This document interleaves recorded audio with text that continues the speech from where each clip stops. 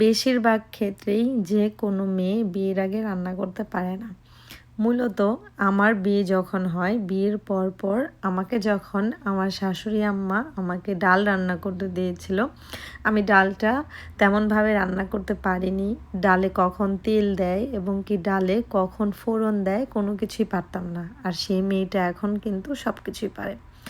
আমি এবং কি ৮ বছর বিবাহিত জীবন বাংলাদেশে থেকে কানাডাতে এসেছি। এখন আমার বিবাহিত জীবন ১০ বছর শেষ হয়ে ১১ বছর চলছে।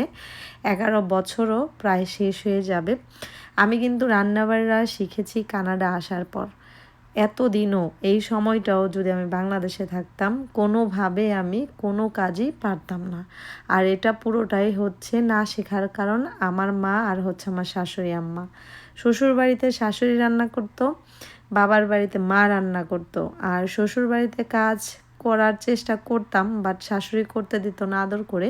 আর বাবার বাড়িতে তো মানে কোনোভাবেই সম্ভব না কাজ করব, আরামে এসে থাকতাম।